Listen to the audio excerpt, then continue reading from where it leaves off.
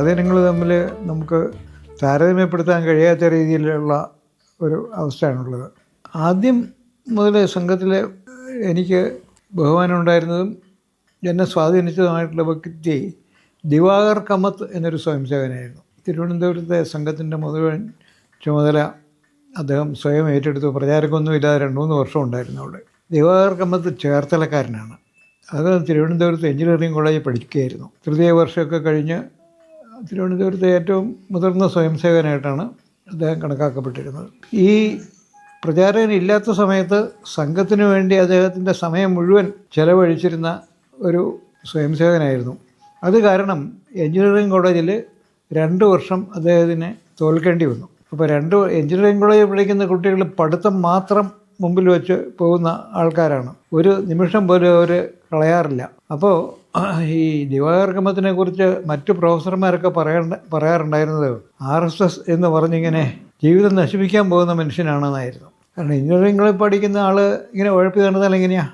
ഈ സംഘത്തിന് വേണ്ടി പ്രവർത്തിക്കുന്ന ഉഴപ്പി നടപ്പായിട്ടാണ് അവർ കണക്കാക്കിയിരുന്നത് ആ സമയത്ത്. പക്ഷേ ദിവാകർ കമത്ത് പിടിച്ചു നിന്നു. അവിടെ തിരുവനന്തപുരത്ത് ദത്താജി ഡിഡോൾക്കർ പ്രചാരകമായിട്ട് വന്നതിന് ശേഷം ദത്താജിയും താമസിച്ചിരുന്നത് അദ്ദേഹത്തിൻ്റെ മുറിയിലാണ്, നരസിംഹവിലാസം ലോഡ്ജിൽ. പക്ഷേ ദത്താജി നിർബന്ധിച്ചു, നിങ്ങൾ ഇത്തവണ പഠിക്കണം, ജയിക്കണം, അതിന് മാതൃക കാണിക്കണം എന്ന് പറഞ്ഞിട്ട് അവസാനത്തെ 2 വർഷം അദ്ദേഹം ഷാഹിൽ വരുമായിരുന്നു. പക്ഷേ മറ്റു ചുമതലകളൊന്നും ഇല്ലാതെ പഠിച്ച് നല്ല എന്താ പറയേണ്ടത് ഏറ്റവും മികച്ച നിലയിൽ പാസ്സാവുകയും ചെയ്തു എഞ്ചിനീയറിംഗ് കോളേജിൽ നിന്ന്. അതിനുശേഷം അദ്ദേഹത്തിന് കൊച്ചിയിലെ കപ്പൽ നിർമ്മാണമല്ല, തുറമുഖ നിർമ്മാണത്തിൻ്റെ ഒരു സ്കീമുണ്ടായിരുന്നു, 4 ബെർത്ത് സ്കീം എന്ന് പറഞ്ഞു. അതിൽ എഞ്ചിനീയറായിട്ട് ജോലി കിട്ടി. ആ സമയത്തും സംഘത്തിന് വേണ്ടി പ്രവർത്തിച്ചിരുന്നു. ആ സമയത്താണ് അദ്ദേഹം പല്ലാവരം OTC ശിക്ഷക്കായിട്ട് വന്നത്. പിന്നെ ബീഹാറിലോ അവിടെ എവിടെയൊക്കെ ആയിരുന്നു. അതെല്ലാം കഴിഞ്ഞ് ബീഹാറിലുണ്ടായിരുന്നു, കൽക്കട്ടയിലുണ്ടായിരുന്നു. ഞാൻ ബീഹാറിൽ ജനസംഘത്തിൻ്റെ സമ്മേളനത്തിന് പോകുന്ന സമയത്ത് ആ സമ്മേളനത്തിൽ ബീഹാറിലെ പാറ്റ്നയിലെ കുറേ മലയാളി സ്വയംസേവകർ നമ്മളെയൊക്കെ കാണാൻ വന്നു. തലശ്ശേരിക്കാർ 2-3 പേരുണ്ടായിരുന്നു. ദിവാകർ കമത്തുണ്ടായിരുന്നു. ആ സമയത്ത് അവിടെ ദിവാകർ കമത്തിനെ കണ്ട സമയത്ത് ഞങ്ങൾക്ക് പറഞ്ഞ് അറിയിക്കാൻ കഴിയാത്ത രീതിയിലുള്ള ഒരു സന്തോഷമുണ്ടായി. അപ്പം ഞാൻ ഈ സംഘഭാഗത്തിലൂടെ എന്നുള്ള ആ കോളത്തിൽ പലപ്പോഴും ദിവാകർ കമത്തിനെ കുറിച്ച് എഴുതാറുണ്ടായിരുന്നു. അങ്ങനെ എഴുതാറുണ്ടായിരുന്നത് അദ്ദേഹം കുറേ കാലം കഴിഞ്ഞ് ജോലിയിൽ നിന്നൊക്കെ റിട്ടയർ ചെയ്തതിന് ശേഷം കോയമ്പത്തൂർ അദ്ദേഹവും കുടുംബവും താമസമാക്കി. അപ്പോൾ അവിടെ ഈ ദിവാകർ കമത്തിനെ കുറിച്ച് ഇങ്ങനെ സംഘഭാഗത്തിൽ എഴുതിയത് ആരോ അദ്ദേഹത്തിന് കൊണ്ട് കൊടുത്തു, അല്ലെങ്കിൽ പോസ്റ്റിൽ അയച്ചതായിരിക്കാം. അത് വായിച്ചിട്ട് എവിടുന്നോ അഡ്രസ്സ് കരസ്ഥാക്കി അദ്ദേഹം എനിക്ക് എഴുതി, നിങ്ങളിങ്ങനെ എന്നെ പറ്റിയിട്ട് ധാരാളം അസംബന്ധങ്ങളൊക്കെ എഴുതി പ്രചരിപ്പിക്കുന്നുണ്ടല്ലോ, അത് ശരിയല്ല എന്നൊക്കെ പറഞ്ഞിട്ട്. ഞാൻ മറുപടി അയച്ചു. എന്നിട്ട് അപ്പോൾ അദ്ദേഹം എന്നെ വിളിച്ചിട്ട് ഈ പാലക്കാട് നമ്മുടെ, അപ്പോൾ ഞാൻ പറഞ്ഞിരുന്നു ആദ്യം പാലക്കാട് നമ്മുടെ വിദ്യാഭ്യാസ സ്ഥാപനങ്ങളുണ്ട്, അപ്പോൾ ദിവാകർ കമത്ത് അവിടെ പോവുകയാണെങ്കിൽ ഭാസ്കർ ഷണയെയൊക്കെ കാണാം, അതേപോലെ അവിടുത്തെ പ്രവർത്തനങ്ങൾ നിങ്ങൾക്ക് അപ്രീഷിയേറ്റ് ചെയ്യാൻ സാധിക്കുന്നതാണ് എന്നൊക്കെ പറഞ്ഞു. പക്ഷേ അദ്ദേഹം പോയില്ല അവിടെ. ഭാസ്കർജിയായിട്ട് അവർക്ക് കുടുംബ ബന്ധമുണ്ടെന്ന് എനിക്കറിയില്ല. പക്ഷേ ഭാസ്കർജി നന്നായിട്ട് അറിയുന്ന ആളായിരുന്നു. ഭാസ്കർജി കൊല്ലത്ത് പ്രചാരകമായിരിക്കുന്ന സമയത്ത് ദിവാകർ കമത്ത് തിരുവനന്തപുരത്ത് പഠിക്കുകയാണ്. തിരുവനന്തപുരത്ത് ഭാസ്കർജി വരുന്ന സമയത്ത് ദിവാകർ കമത്തുമായിട്ടൊക്കെ നല്ല അടുപ്പമുണ്ടായിരുന്നു. പക്ഷേ പാലക്കാട് പോയില്ല എന്നാണ് എനിക്ക് തോന്നുന്നത്. ഏതായാലും പിന്നീട് വാർത്ത കിട്ടിയത് അദ്ദേഹം മരിച്ചു എന്നുള്ള വാർത്തയാണ്. ഭാസ്കർജി തന്നെയാണ് എന്നോട് പറഞ്ഞത് ദിവാകർ കമത്ത് മരിച്ചു. ആ ദിവാകർ കമത്താണ് ആദ്യകാലങ്ങളിൽ എനിക്ക് ഏറ്റവും കൂടുതൽ ഇൻഫ്ലുവൻസ് ചെയ്തിട്ടുള്ള ഒരു സ്വയംസേവകൻ.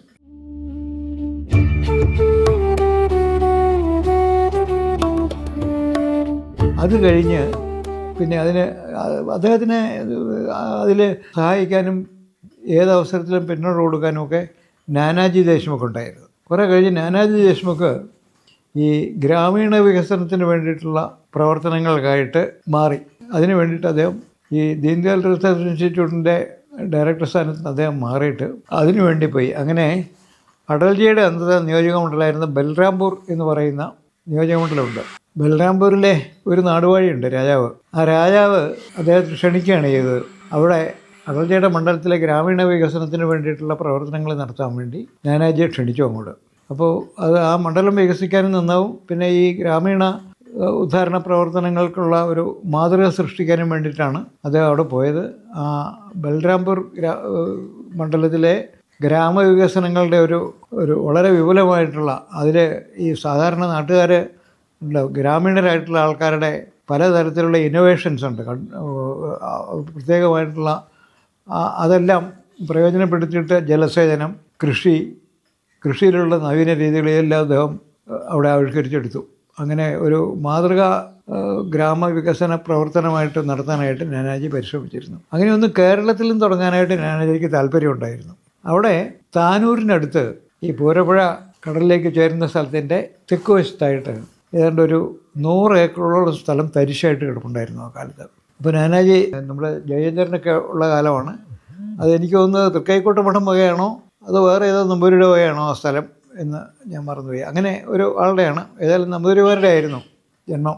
ആ സ്ഥലത്ത് ഒരു ഗ്രാമവികസന പരിപാടി തുടങ്ങാം എന്ന് ഉള്ള ഞങ്ങൾ രണ്ടുപേരും കൂടെ അവിടെ പോയി കണ്ടതാണ്. ജയേന്ദ്രനും ഉണ്ടായിരുന്നു എന്നുള്ള ഐഡിയ വെച്ചു ഇരുന്നു. അപ്പോഴാണ് ഡിയന്തിരാസ വന്നത്. ഇല്ലെങ്കിൽ അത് എങ്ങനെയെങ്കിലും നടന്നാനേ.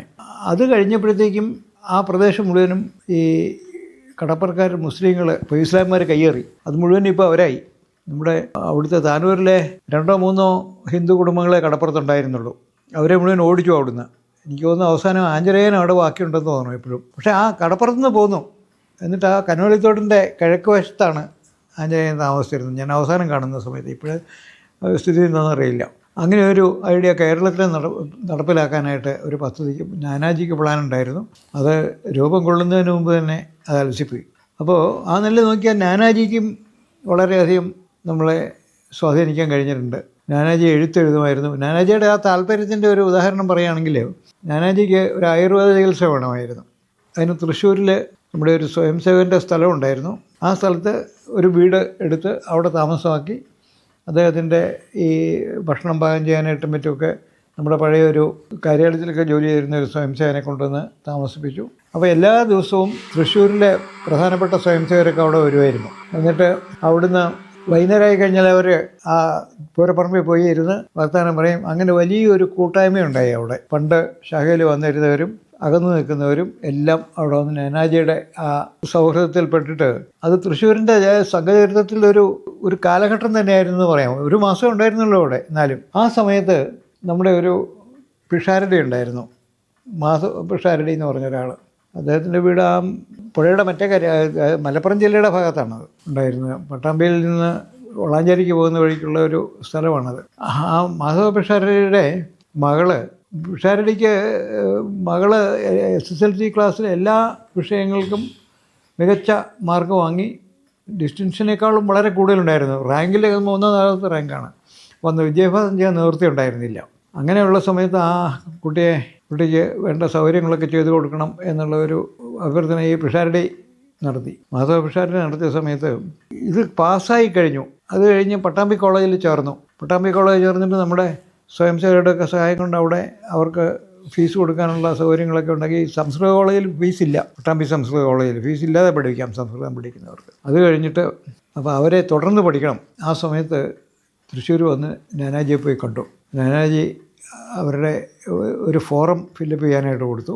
ആ ഫോറം ഫില്ലപ്പ് ചെയ്ത് കൊടുത്തു കഴിഞ്ഞിട്ട് പറഞ്ഞു, നിങ്ങൾ പാസ്സായി കഴിഞ്ഞാൽ മുഴുവൻ സമയവും ഈ സാമൂഹ്യ പ്രവർത്തനങ്ങൾക്ക് വേണ്ടിയിട്ട് ചിലവഴിക്കാം എന്നുണ്ടെങ്കിൽ ഞാൻ സഹായം ചെയ്തു തരാമെന്ന് പറഞ്ഞിട്ട് നാനാജിയുടെ ഏതോ സുഹൃത്തുക്കളുണ്ട് നോർത്ത് ഇന്ത്യയിൽ എവിടെ, അവരുടെ ഒരു ഈ വിദ്യാഭ്യാസ ഫണ്ടുണ്ട്. ആ ഫണ്ടിൽ നിന്നും ഈ കുട്ടിക്ക് പൈസ അയച്ചു കൊടുത്തു.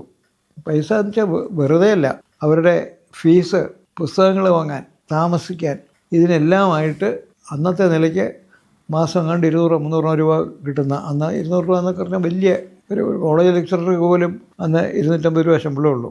അത് മാസം തോറും അയച്ചു കൊടുത്തിരുന്നു. അങ്ങനെ അവർ അവിടുന്ന് പാസ്സായി ഏറ്റവും മികച്ച രീതിയിൽ സ്റ്റേറ്റിൽ ഒന്നാമതായിട്ട് തന്നെയാണ് അവർ പാസ്സായത്. പാസ്സായി കഴിഞ്ഞിട്ട് അവർക്ക് ഏതോ സംസ്കൃത കോളേജിൽ ജോലി, അവിടെ പട്ടാമ്പി കോളേജ് തന്നെയാണ് ജോലി കിട്ടി. അങ്ങനെ ഇരുന്നു. പിന്നെ അവർക്ക് പഠിക്കാനായിട്ടുള്ള സംസ്കൃത പുസ്തകങ്ങൾ, എൻ്റെ ഭാര്യയുടെ അനിയത്തിക്ക് പഠിക്കാൻ വേണ്ടിയിട്ട്, സംസ്കൃതം പഠിക്കാൻ വേണ്ടിയിട്ടുള്ള പുസ്തകങ്ങൾ പട്ടാമ്പി കോളേജിലെ ലൈബ്രറിയിൽ നിന്ന്, സ്റ്റുഡൻസ് ലൈബ്രറി ഉണ്ട് അവിടെ, ലെൻഡിങ് ലൈബ്രറി, ആ ലൈബ്രറിയിൽ നിന്ന് എടുത്ത് അയച്ചു തരികയാണ് ചെയ്തത്. അവരുടെ അച്ഛൻ അത് എറണാകുളത്ത് ജന്മഭൂമിയിൽ കൊണ്ടു തന്നു. അങ്ങനെ ആ പുസ്തകം പ്രയോജനപ്പെടുത്തി അവരും സംസ്കൃതം പാസ്സായി. അത് കഴിഞ്ഞിട്ട് ഈ പുസ്തകങ്ങൾ തിരിച്ചു കൊണ്ടു കൊടുക്കാനായിട്ട് ഞാൻ അവരുടെ വളാഞ്ചേരിയിലുള്ള വീട്ടിൽ പോയി, പിഷാരത്ത് പോയി ആ പുസ്തകങ്ങളൊക്കെ തിരിച്ചു കൊടുത്തു. അപ്പോൾ അവർക്ക് കോളേജിലേക്ക് റിട്ടേൺ ചെയ്യേണ്ടതാണ്, ലെൻഡിങ് ലൈബ്രറിയാണ് കോളേജിലെ. അത് കഴിഞ്ഞ് പിന്നെ അവർക്ക് ജോലി കിട്ടി. തൃപ്പൂണിത്തുറ സംസ്കൃത കോളേജിലാണ് ജോലി കിട്ടിയതെന്ന് തോന്നുന്നു. ഇത് പട്ടാമ്പിയിലാണെന്ന് അറിയില്ല. ഒരു ദിവസം അവർക്ക് ഇങ്ങോട്ട് വരണം. എന്നിട്ട് ഞാനിവിടെ ബസ് സ്റ്റോപ്പിൽ പോയി നിന്ന് അവരിവിടെ വന്നു, താമസിച്ചു. ഞങ്ങൾ ഒരുമിച്ച് ചോറ്റാനിക്കരയും ഒക്കെ പോയി. നമ്മുടെ ആലുവയിൽ അക്കരെ ചൊവ്വരയിൽ ഒരു ബാലാശ്രമം ഉണ്ടല്ലോ കുട്ടികൾക്ക് വേണ്ടിയിട്ടുള്ള. അപ്പോൾ അവർക്ക് ഇങ്ങനെയുള്ള ഏതെങ്കിലും അവർക്ക് കിട്ടിയ പോലെയുള്ള സഹായം ഇതേപോലെയുള്ള സ്ഥാപനങ്ങൾക്ക് കൊടുക്കണമെന്ന് താല്പര്യമുണ്ടെന്ന് പറഞ്ഞിട്ട് ആ ബാലാശ്രമത്തിൽ പോയി. അവിടെ ആ ബാലാശ്രമത്തിലേക്ക് നല്ലൊരു തുക അന്നത്തെ നിലയ്ക്ക് അവിടെ കൊടുത്തു. അവിടെ കൊടുത്തിട്ട് അവർ തിരിച്ച് പട്ടാമ്പിക്ക് പോയി, ഞങ്ങൾ ഇങ്ങോട്ടും വന്നു. പക്ഷേ ആ കാര്യത്തിൽ ഇങ്ങനെയുള്ള ആളുകളെ തുടർന്ന് ബന്ധപ്പെടാനും മറ്റുമൊക്കെ ഉള്ള അതിനുള്ളൊരു സംവിധാനം, ശരിയായിട്ടുള്ള സംവിധാനം നമ്മുടെ പ്രസ്ഥാനത്തിൽ ഇല്ലയെന്ന് എനിക്ക് തോന്നുന്നു. അവരത് കഴിഞ്ഞ് താമസം പട്ടാമ്പിയിലോ ഷൊർണൂരിലോ എവിടെയാണ്, അവരെ വിവാഹം കഴിച്ച ഷൊർണൂരിലാണെന്ന് തോന്നുന്നു. ഷൊർണൂരിൻ്റെ മറ്റേ അക്കര അവിടെ എവിടെയാണ് താമസിക്കുന്നത്. ഭർത്താവിൻ്റെ വീട്ടുകാർ മാർക്സിസ്റ്റുകാരാണ്. ഇവർ സംഘത്തിൻ്റെ ആൾക്കാരായതുകൊണ്ട് അങ്ങനെ ഒരു ആശയ സംഘർഷമുണ്ട്. അങ്ങനെ അവരുടെ മക്കളൊക്കെ നല്ല നിലയായി പല സ്ഥലങ്ങളിലാണ്. ഇപ്പോൾ കുറേ കാലമായിട്ട് അവരുടെ ഫോണും കത്തുമൊന്നും കാണാറില്ല. അപ്പോൾ അങ്ങനെ ഈ നാനാജി ദേശ്മുഖിൻ്റെ ഞാൻ പറഞ്ഞ അദ്ദേഹത്തിൻ്റെ ദൃഷ്ടി പറ്റിയിട്ടാണ്. അത് കഴിഞ്ഞിട്ട് നാനാജി ദേശ്മുഖ് മരിച്ചു എന്നുള്ള വിവരം അദ്ദേഹം ചിത്രകൂടത്തിലായിരുന്നു. പിന്നീട് ചിത്രകൂടത്തിൽ മധ്യപ്രദേശ് ഗവൺമെൻറ് ഒരു സർവകലാശാല ഉണ്ടാക്കി. ആ സർവകലാശാലയുടെ ചാൻസലറായിട്ട് ഇദ്ദേഹത്തെ നിശ്ചയിച്ചു. എന്നിട്ട് ചിത്രകൂടത്തിൽ ഇദ്ദേഹം ഒരാശ്രമമൊക്കെ സ്ഥാപിച്ച് അവിടെ ഒരു 400 ഏക്കർ സ്ഥലം മുഴുവൻ ഇതേപോലെ ഗ്രാമീണ വികസനത്തിന് വേണ്ടിയിട്ട് ഡെവലപ്പ് ചെയ്തെടുത്തു. അവിടെ ഒരവസരത്തിൽ സംഘത്തിൻ്റെ കേന്ദ്രീയകാരികനെയാണോ BJPയുടെ സമ്മേളനമാണോ എന്ന് എനിക്കറിയില്ല, കൂടിയിരുന്നു. അപ്പോൾ അത് റിപ്പോർട്ട് ചെയ്യാനായിട്ട് അനുവാണ് പോയത്. പോകുന്ന സമയത്ത് ഞാൻ അനുവിനോട് പറഞ്ഞു, ഇങ്ങനെ നാനാജിയെ പോയി കാണണം, അവിടെയുണ്ട് എന്ന് പറഞ്ഞു. അപ്പോൾ അവിടെ പോയി കണ്ടു.